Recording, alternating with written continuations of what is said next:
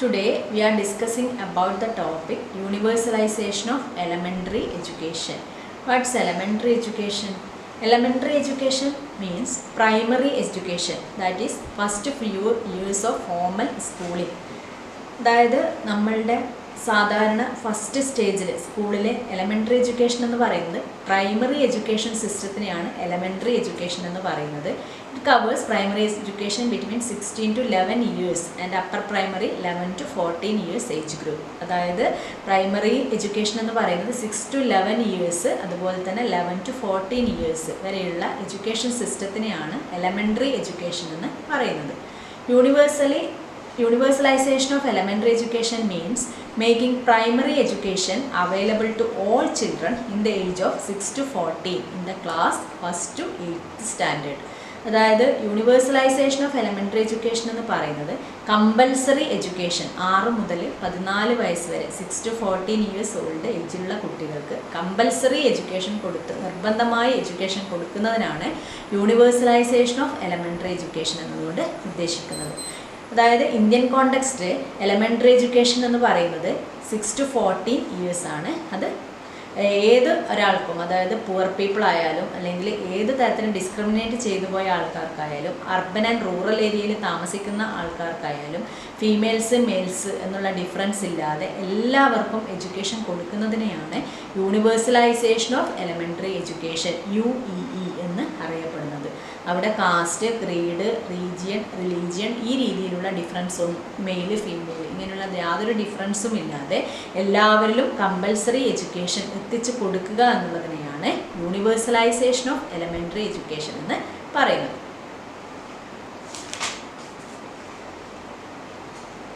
ഇന്ത്യയിൽ universalisation of elementary education എന്ന് പറയുന്നത് കുറച്ച് 5 സ്റ്റെപ്സ് ഡിസ്ക്രൈബ് ചെയ്യുന്നുണ്ട്.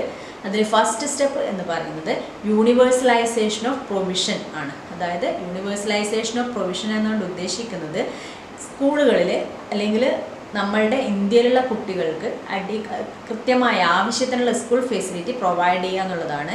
അതായത് 6 മുതൽ 14 വയസ്സ് വരെയുള്ള കുട്ടികൾക്ക്, ഇന്ത്യയിലുള്ള കുട്ടികൾക്ക് പ്രൈമറി എഡ്യൂക്കേഷൻ കമ്പൽസറി ആയി കിട്ടുന്നതിന് വേണ്ടി സ്കൂളുകൾ കൃത്യമായുണ്ടോ, അത്രയും കുട്ടികൾക്ക് ആവശ്യമായ സ്കൂളുകൾ അവൈലബിൾ ആണോ എന്ന് ഉറപ്പ് വരുത്തുന്നതിനെയാണ് യൂണിവേഴ്സലൈസേഷൻ ഓഫ് പ്രൊവിഷൻസ് എന്ന് പറയുന്നത്.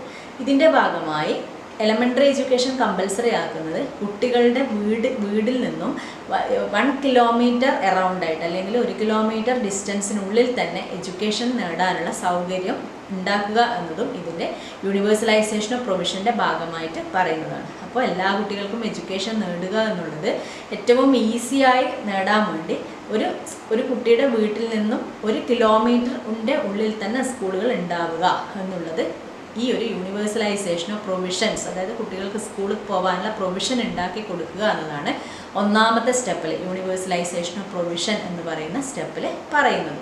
രണ്ടാമത്തെ സ്റ്റെപ്പ് എന്ന് പറയുന്നത് യൂണിവേഴ്സലൈസേഷൻ ഓഫ് എൻറോൾമെൻ്റ് ആണ്. അതായത് മുഴുവൻ കുട്ടികൾക്കും പ്രൊവിഷൻ ഉണ്ടാക്കിയതിന് ശേഷം, സ്കൂളുകൾ അവൈലബിൾ ആയതിനു ശേഷം അവിടെ കൃത്യമായി എൻറോൾ ചെയ്യപ്പെടേണ്ടതുണ്ട്. അതായത് പ്രൈമറി സ്കൂള് കൃത്യമായ എഡ്യൂക്കബിൾ ഏജിനുള്ളിൽ കുട്ടികളെ നിലനിർത്തേണ്ട ആവശ്യമുണ്ട്, അല്ലെങ്കിൽ എൻറോൾ ചെയ്യേണ്ട ആവശ്യമുണ്ട്. എഡ്യൂക്കബിൾ ഏജ് മീൻസ് ഓരോ ക്ലാസ്സിന് അപ്രോപ്രിയേറ്റ് ആയിട്ടുള്ള ഏജ്. അതായത് ഫസ്റ്റ് സ്റ്റാൻഡേർഡിൽ പഠിക്കുന്ന ഏജിനനുസരിച്ച് ഫസ്റ്റ് സ്റ്റാൻഡേർഡ് പഠിക്കുക, സെക്കൻഡ് സ്റ്റാൻഡേർഡിൽ പഠിക്കാനുള്ള ഏജാണ് കുട്ടിക്കുള്ളതെങ്കിൽ ആ ഏജിന് അപ്രോപ്രിയേറ്റ് ആയിട്ടുള്ള ക്ലാസ്സിൽ കുട്ടികൾക്ക് അഡ്മിഷൻ കൊടുക്കുക അല്ലെ എൻറോൾ ചെയ്യപ്പെടുക എന്നുള്ളതാണ് യൂണിവേഴ്സലൈസേഷൻ ഓഫ് എൻറോൾമെൻറ്റ് എന്നതുകൊണ്ട് ഉദ്ദേശിക്കുന്നത്. ഇതാണ് second step, universalisation of enrolment. Then third step is universalisation of retention. അതായത് സ്കൂളുകളിൽ പ്രൊവിഷൻ ഉണ്ടാക്കിയതിന് ശേഷം കുട്ടികളെ എൻറോൾ ചെയ്യപ്പെട്ടു, അതിന് ശേഷം വന്ന കുട്ടികളെ സ്കൂളിൽ നിലനിർത്തുക എന്നുള്ളത്. അതായത് അവിടെ കൃത്യമായ എഡ്യൂക്കേഷൻ അവർക്ക് കിട്ടുന്ന രീതിയിൽ അവിടെ നിലനിർത്തുക എന്നുള്ളത്, കോഴ്സ് കഴിയുന്നത് വരെ അല്ലെങ്കിൽ എലമെൻ്ററി എഡ്യൂക്കേഷൻ കംപ്ലീറ്റ് ചെയ്യുന്നത് വരെ അവിടെ നിലനിർത്തുക എന്നുള്ളതാണ് യൂണിവേഴ്സലൈസേഷൻ ഓഫ് റിട്ടൻഷൻ എന്നതുകൊണ്ട് ഉദ്ദേശിക്കുന്നത്.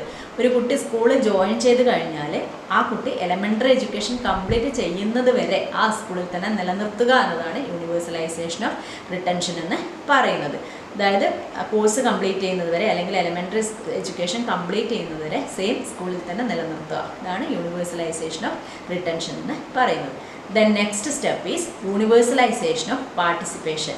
അതായത് കുട്ടി സ്കൂള് എൻറോൾ ചെയ്യപ്പെട്ടു, അതുപോലെ തന്നെ അവിടെ റിട്ടേൺ ചെയ്ത് നിൽക്കുന്നുണ്ട്. അപ്പോൾ അവരെ കൃത്യമായ പാർട്ടിസിപ്പേഷൻ, അതായത് കമ്മ്യൂണിറ്റി ഇൻവോൾവ്മെൻറ്റ്, അതുപോലെ കുട്ടി കൃത്യമായ എല്ലാ പ്രോഗ്രാമുകളിലും അല്ലെങ്കിൽ എഡ്യൂക്കേഷൻ റിലേറ്റഡ് ആയിട്ടുള്ള എല്ലാ കാര്യങ്ങളും പാർട്ടിസിപ്പേറ്റ് ചെയ്യുന്നുണ്ട് എന്നുള്ളത് ഉറപ്പ് വരുത്തുന്നതാണ് യൂണിവേഴ്സലൈസേഷൻ ഓഫ് പാർട്ടിസിപ്പേഷൻ എന്ന് പറയുന്നത്.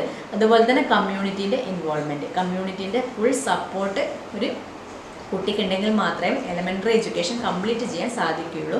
അപ്പോൾ ഇതിനെയാണ് യൂണിവേഴ്സലൈസേഷൻ ഓഫ് പാർട്ടിസിപ്പേഷൻ എന്നതുകൊണ്ട് ഉദ്ദേശിക്കുന്നത്.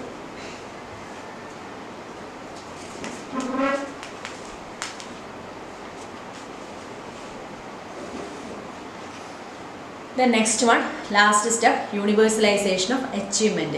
അതായത് യൂണിവേഴ്സലൈസേഷൻ ഓഫ് അച്ചീവ്മെൻ്റ് എന്ന് പറയുന്നത് പ്രൈമറി എഡ്യൂക്കേഷൻ അല്ലെങ്കിൽ എലമെൻ്ററി എഡ്യൂക്കേഷൻ കംപ്ലീറ്റ് ചെയ്യാൻ വേണ്ടി കുട്ടിയെ സ്കൂളിൽ ആദ്യം പ്രൊവിഷൻ കൊടുത്തു, പിന്നെ എൻറോൾ ചെയ്യപ്പെട്ടു, പിന്നെ ആ കുട്ടിയെ അവിടെ റീറ്റെയിൻ ചെയ്ത് നിർത്തി, പിന്നെ പാർട്ടിസിപ്പേഷൻ ഉണ്ടോ എന്ന് ചെക്ക് ചെയ്തു. അതിനുശേഷം അച്ചീവ്മെൻറ്റ്, കൃത്യമായ അച്ചീവ്മെൻറ്റ് കുട്ടി നേടിയിട്ടുണ്ടോ എന്നുള്ളത് ചെക്ക് ചെയ്യുന്നതിനാണ് യൂണിവേഴ്സലൈസേഷൻ ഓഫ് അച്ചീവ്മെൻറ്റ് എന്ന് പറയുന്നത്. അതായത് ലേണിംഗ് ഔട്ട്കംസ് എന്തൊക്കെയാണ്, ലേണിംഗ് ഒബ്ജക്റ്റീവ്സിനനുസരിച്ചിട്ടുള്ള ലേണിംഗ് ഔട്ട്കംസ് കുട്ടിയിൽ എത്തിയിട്ടുണ്ടോ എന്ന് ചെക്ക് ചെയ്യുന്ന രീതിയിലാണ് യൂണിവേഴ്സലൈസേഷൻ ഓഫ് അച്ചീവ്മെൻറ്റ് എന്ന് പറയുന്നത്. ഇവിടെ ഒരു കാര്യം ശ്രദ്ധിക്കേണ്ടത്, ഒരു കുട്ടി എലമെൻ്ററി സിസ്റ്റത്തിൽ പഠിക്കേണ്ട അല്ലെങ്കിൽ അറ്റൈൻ ചെയ്യേണ്ട മിനിമം ക്വാളിറ്റീസ്, അതായത് minimum level of learning MLL എന്ന് പറയും.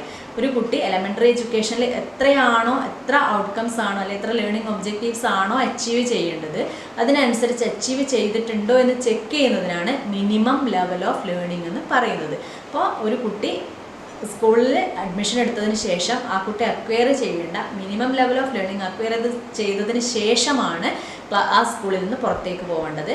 അപ്പോൾ അതിനെയാണ് യൂണിവേഴ്സലൈസേഷൻ ഓഫ് അച്ചീവ്മെൻ്റ് എന്ന് പറയുന്നത്. ആ സ്കൂളിൽ ഏതാണോ ലേണിംഗ് ഒബ്ജക്റ്റീവ്സ്, എന്താണോ ലേണിംഗ് ഒബ്ജക്റ്റീവ്സ് ഉണ്ടായിരുന്നത് അത് മുഴുവൻ അല്ലെങ്കിൽ അത് മിനിമമായി അച്ചീവ് ചെയ്തതിന് ശേഷം മാത്രമാണ് കുട്ടി എലമെൻ്ററി എഡ്യൂക്കേഷൻ കംപ്ലീറ്റ് ചെയ്തു എന്ന് പറയാനാവുന്നത്. അപ്പോൾ അതിനെ മിനിമം ലെവൽ ഓഫ് ലേണിംഗ് എന്ന് പറയും. ആ ഒരു പോയിന്റിനെ യൂണിവേഴ്സലൈസേഷൻ ഓഫ് അച്ചീവ്മെൻറ്റ്. ഈ പറയുന്ന 5 സ്റ്റെപ്സ് ആണ് യൂണിവേഴ്സലൈസേഷൻ ഓഫ് എലമെൻ്ററി എഡ്യൂക്കേഷൻ എന്ന് പറയുന്നത്. First one, universalization of provision. Second one, universalization of enrollment. Third one, universalization of retention. Fourth one, universalization of participation. Fifth one, universalization of achievement.